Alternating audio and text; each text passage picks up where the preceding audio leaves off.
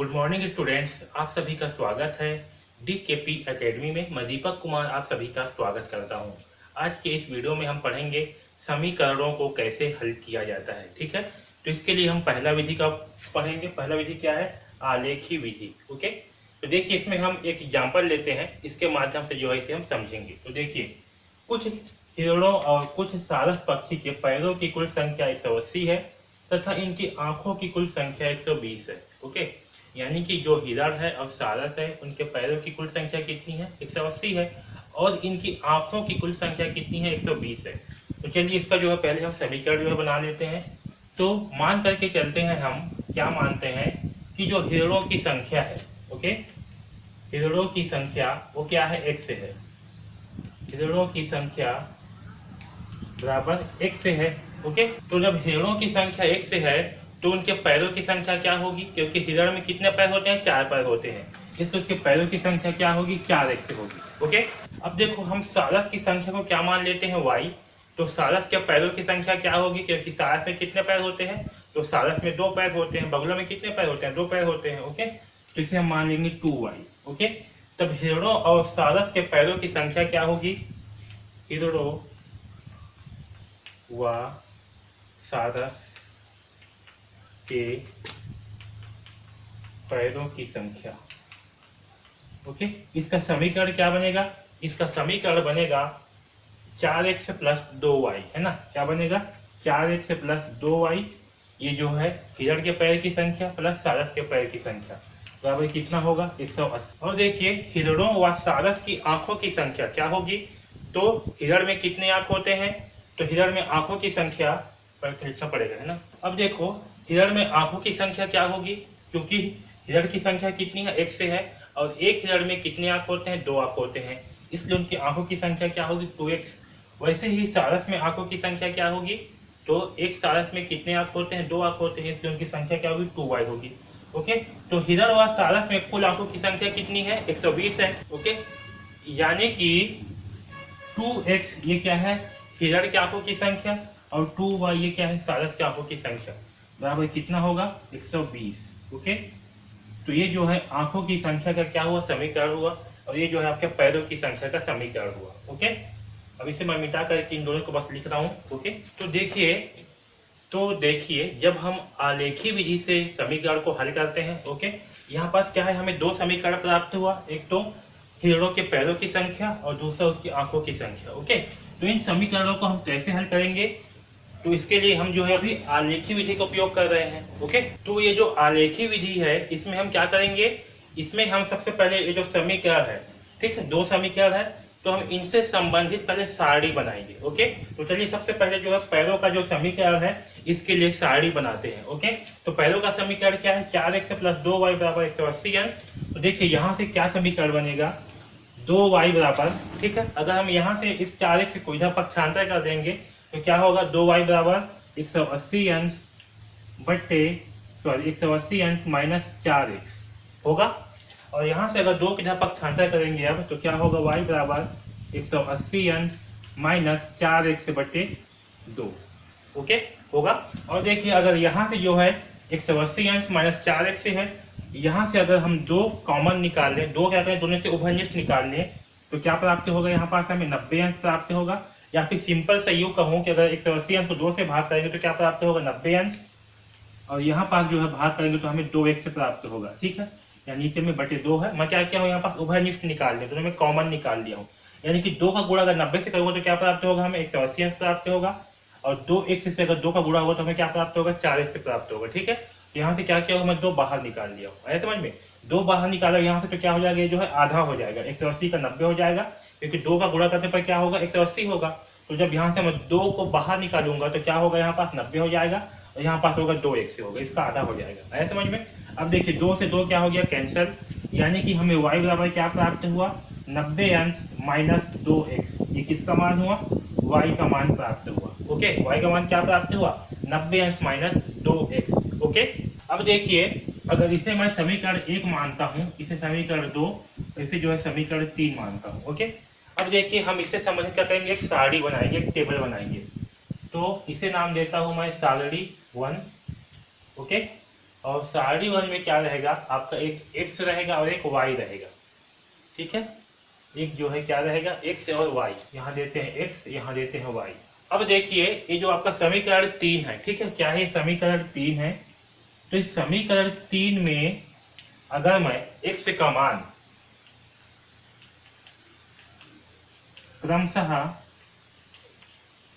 10, 20, 30, 40, 50, 60 रखने पर क्या क्या प्राप्त होंगे। तो देखिए अगर x का मान मैं जो है समीकरण 3 में 10 रखता हूँ, यहाँ पर क्या रखता हूँ 10 x के स्थान पर, तो हमें क्या प्राप्त होगा 90 माइनस 2 इंटू 10।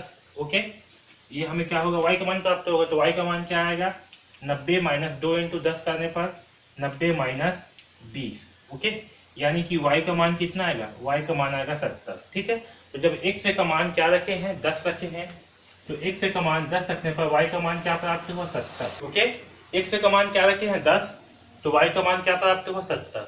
ओके, इसी प्रकार अगर x का मान जो है मैं 20 रखता हूँ, क्या रखता हूँ 20, तो हमें क्या प्राप्त होगा 90 माइनस 2 इंटू 20 होगा। और इसका मान क्या आएगा 90 माइनस 2 दूनी 4 यानी कि 40। तो 90 माइनस 40 करने पर हमें क्या प्राप्त होगा 50, यानी कि y का मान क्या आएगा, y का मान आएगा 50। ठीक है, तो x का मान अगर 20 रखता हूँ तो y का मान कितना आएगा, तो y का मान आएगा 50। ठीक है, आया समझ में। इसी प्रकार से अगर x का मान 30 रखता हूँ तो y का मान कितना आएगा, y बराबर होगा 90 माइनस 2 इंटू 30। ओके, यानी कि 90 माइनस 30 दूनी कितना होगा 60। ठीक है, तो 90 माइनस 60 करने पर क्या प्राप्त होगा 30, यानी कि y का मान कितना आया, y का मान आया 30। ओके, तो जब x का मान 30 रख रहा हूँ तो y का मान भी कितना आया 30। ओके, अब देखिए x का मान क्या रखूंगा 40, तो y का मान कितना आएगा 90 माइनस 2 इंटू 40। ओके, तो y का मान कितना आएगा 90 माइनस 4 दूनी 8। ओके, 80 हो गया, यानी कि y का मान आएगा 10। ठीक है, तो जब x का मान मैं रखा हूँ 40, तो y का मान कितना आया 10। ठीक है, तो बस मैं यहीं तक ही हल करता हूँ, इसके 4 मान तक रखा हूँ। ओके, यहाँ तक समझ में आया सबको। अब इसे मैं मिटा रहा हूँ। ठीक है, अब मैं समीकरण 2 को हल करूंगा। ओके, तो ये जो समीकरण 3 है, ठीक है, ये क्या है समीकरण 3, इसके लिए जब हम सारणी बनाए सारणी 1, तो हमें जो है x का मान 10 रखने पर इस समीकरण में क्या हुआ, y का मान 70 प्राप्त हुआ। x का मान इस समीकरण में 20 रखने पर y का मान 50 प्राप्त हुआ। x का मान 30 रखने पर y का मान 30 प्राप्त हुआ। x का मान 40 रखने पर y का मान 10 प्राप्त हुआ। ओके, आया समझ में इतना। अब इसे मैं मिटा रहा हूँ। ठीक है, अब देखिए जो समीकरण 2 है, यानी कि ये 2x प्लस 2y बराबर 120 अंश। ठीक है, यहाँ से भी हम क्या करते हैं y का मान निकाल लेते हैं। तो y का मान निकालेंगे तो क्या होगा 120 अंश माइनस 2x, यहाँ पर क्या किए x की जगह पक्षांतर कर दिए।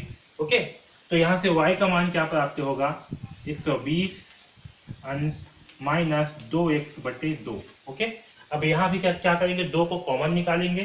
तो 2 को जब कॉमन निकालेंगे तो क्या होगा, 2 बाहर आएगा, तो यहाँ पास क्या बचेगा, अंदर में 60 बचेगा, 120 का आधा हो जाएगा। ओके, क्योंकि 2 क्या है, 2 जो है इसके साथ गुणा में है। ठीक है, तो 2 छक्का कितना होगा 120 आ जाएगा, है ना, माइनस यहाँ से भी 2 बाहर आएगा तो क्या बचेगा, यहाँ पास केवल x बचेगा, इसका आधा यानी कि x। ओके, बटे 2, तो 2 से 2 क्या होगा कैंसिल हो जाएगा। तो y बराबर कितना आएगा, y बराबर आएगा 60 माइनस x। कितना आएगा, y बराबर 60 माइनस x। ठीक है, इसे जो है समीकरण 4 नाम में दे देता हूँ। ओके, अब देखिए यहाँ पास भी हम क्या करेंगे, x का मान जो है रखेंगे। तो समीकरण 4 में x बराबर 10, 20, 30, 40 रखने पर ओके क्या करेंगे, हम इस समीकरण 4 में भी एक x का मान 10, 20, 30 और 40 रख करके देखेंगे। तो देखिए जब x का मान 10 रखेंगे, ओके, x बराबर 10, तो y बराबर क्या प्राप्त होगा 60 माइनस 10 होगा। तो y का मान कितना आएगा, 60 में से 10 जाएगा तो 50 आएगा। ठीक है, अब यहाँ पास बना रहा हूँ मैं सारणी 2। ठीक है, ये क्या है आपका सारणी 1 बन गया। अब बना रहा हूँ सारणी 2 समीकरण 2 के लिए। ठीक है, तो ये आपका x वाला पार्ट है और ये आपका y वाला पार्ट। देखिए जब x का मान कितना है 10, तो y का मान कितना आ रहा है 50 आ रहा है। ओके, अब जब x का मान रखेंगे 20, तो y का मान कितना होगा, तो y बराबर 60 माइनस x से है, यानी कि क्या हो जाएगा 20। तो y का मान कितना आएगा 60 में से 20 जाएगा तो y का मान आएगा 40। कितना आएगा? 40 आएगा। ठीक है, तो जब x का मान 20 है तो y का मान कितना है? 40 है। ओके, आया समझ में? अब देखिए, अब क्या करेंगे, x का मान रखेंगे 30। ओके, तो y का मान कितना आएगा? 60 माइनस 30। तो जब 60 माइनस 30 करेंगे तो y का मान क्या प्राप्त होगा? 30। यानी कि x का मान 30 रखने पर y का मान कितना आया? 30 आया। ओके, अब चलिए x का मान रखते हैं 40, तो y का मान कितना आएगा? y बराबर होगा 60 अंश माइनस 40। ओके, तो y का मान कितना आएगा? घटाएंगे तो हमें प्राप्त होगा 20 अंश। जब x का मान है 40 अंश तो y का मान कितना होगा? 20 होगा। ठीक है, अब देखिए यहाँ पास क्या हुआ, हमें यहाँ पास हमें जो है दो टेबल प्राप्त हो गए हैं। ओके, अब मैं इस वाले पार्ट को भी मिटा दे रहा हूँ। ओके, आप चाहो तो इसे नोट कर सकते हो। अब देखिए, चूंकि ये क्या है, आलेखी विधि है, आलेखी विधि में हम क्या करते हैं? आलेख खींचते हैं। ओके, तो आप जो है ग्राफ पेपर में आज आलेख खींचोगे, मैं यहाँ पर इसी में जो है आलेख खींच के बता रहा हूँ आपको। ठीक है, ये आपका ऐसे लाइन खींचोगे, इसे कैसे क्या बोलेंगे? इसे हम बोलेंगे वाई एक्सिस। क्या बोलेंगे? Y axis. ठीक है, तो ग्राफ पेपर में आपको क्या करना है? लाइन खींचना है। ये होगा एक्स डेश, ये होगा वाई डेश। ओके, यहाँ बीच को ये जो कटान बिंदु है इसको हम मानते हैं 0। ठीक है, आपके वो डिब्बा डिब्बा रहेगा। ठीक है, अगर समझ नहीं है ग्राफ खींचना तो बताना, मैं आपको अच्छे से बताऊंगा। ओके, तो जो आपके डिब्बा डिब्बा रहेंगे, ठीक है, तो उसमें जो एक खंड है पूरा डिब्बा, उसको मानना 10, फिर ऊपर को मानना 20, फिर मानना 30, फिर मानना 40, फिर मानना 50। ओके,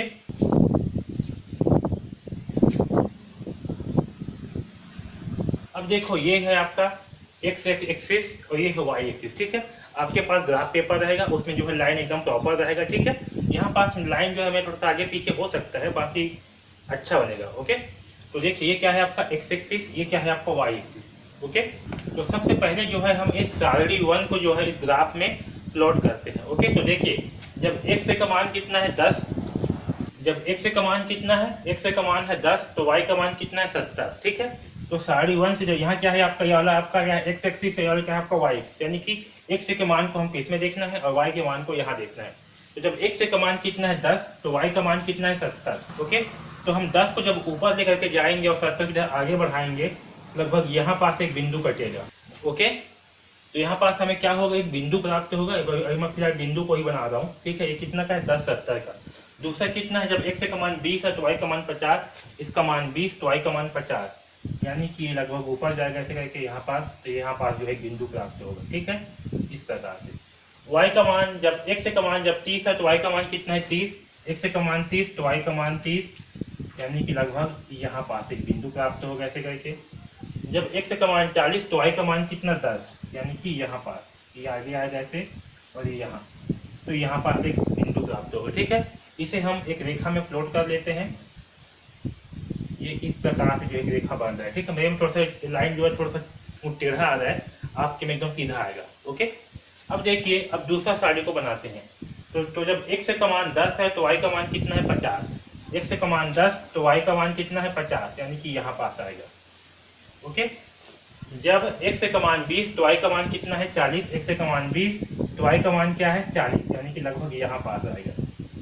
ओके, जब x का मान 30 तो y का मान कितना? 30। x का मान 30 तो y का मान भी कहाँ? 30, यानी कि यहाँ पास आया, इसी बिंदु पर ही आया। ओके, और जब x का मान 40 तो y का मान कितना आया है? 20, यानी कि यहाँ पास आया।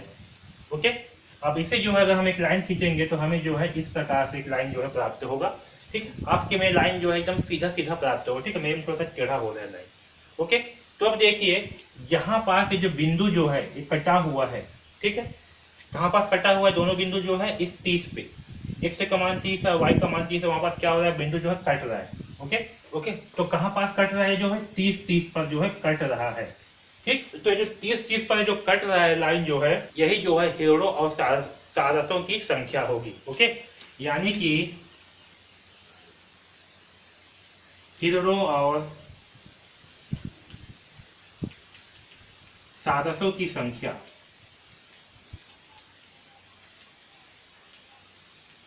बराबर कितना होगी? 30 होगी। ठीक, यानी कि हिरणों की संख्या भी 30 है और सारसों की संख्या भी कितनी है? 30 है समझ में? तो ये जो है आपका आलेखी विधि है कि हम आलेखी विधि से जो है इस प्रकार से ग्राफ बना करके जो है पता कर सकते हैं कि समीकरणों के जो मान है वो क्या होंगे, आया समझ में। तो यहाँ पर सीढ़ों और सारसों की संख्या क्या है, 30 है, क्योंकि 30 बिंदु पर क्या हो रहा है, ये लाइन जो है क्रॉस हो रहा है, एक दूसरे को प्रतिच्छेद कर रहे हैं, आया समझ में। इस प्रकार से हम आलेखी विधि का उपयोग करके समीकरणों को हल करेंगे। ओके।